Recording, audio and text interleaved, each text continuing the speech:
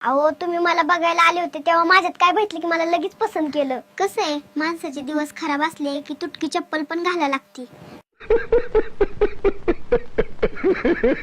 बाबू असा घराच्या बाहेर का बसला जेवायला, घरात का नाही बसला?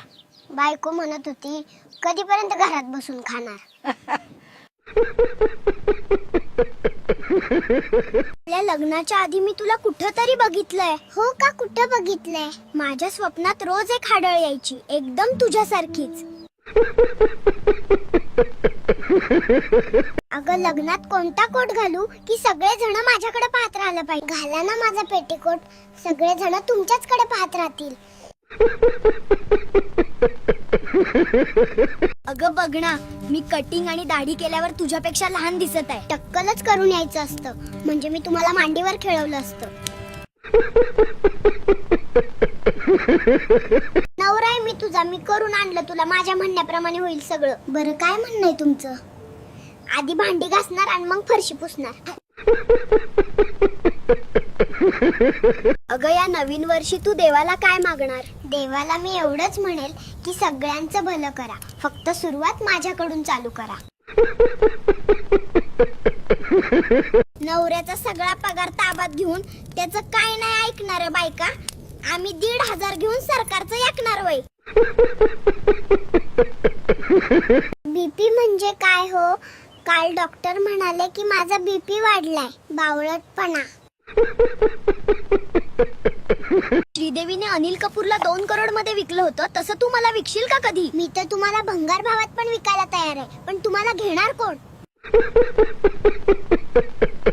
का ग या वर्षीच्या निवडणुकीत कोण जिंकून येणार? अहो निवडणुकीत कोणी पण जिंको, तुम्हाला काय करायचं त्याचं. तुमची सरकार तर मीच आहे.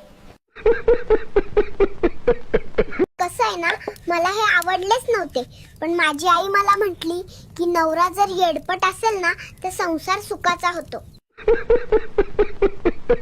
अहो माझं नेट खूप स्लो चालत आहे. हो का? तुझ्या जिभीला कनेक्ट करून बघ मग. का ग आपलं लग्न झाल्यापासून तू एक पण उपास नाही धरला. 16 सोमवार करून तुम्ही भेटले, आता अजून किती वाटोळ करून घेऊ माझ्या आयुष्याचा. बघ आता गाडीतलं पेट्रोल संपलं, गाडी आता पुढे नाही जाणार.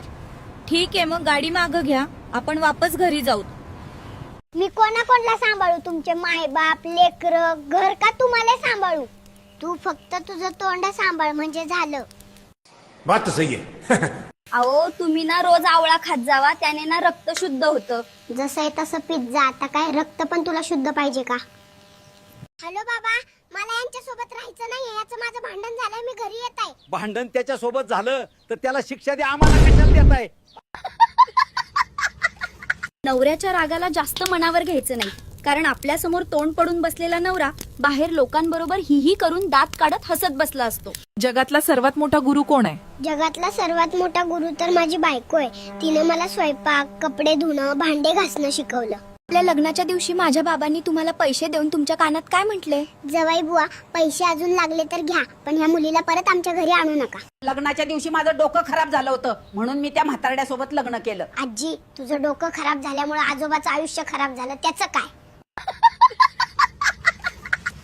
माझं लग्न झालंय हे दाखवण्यासाठी मला बागड्या, टिकली, मंगळसूत्र आणि बिचवं घालावं लागतात. तुम्हाला काय करावं लागते? आमचं तोंड पाहूनच समजून जाते की लग्न झालं. त्या शेजारींचा नवरा बघा नेहमी तिला फिरायला घेऊन जातो. तुम्ही कधी नेलाय का फिरायला? मी तर 4-5 वेळा विचारलं तिला, पण ती येतच नाही माझ्या बरोबर फिरायला.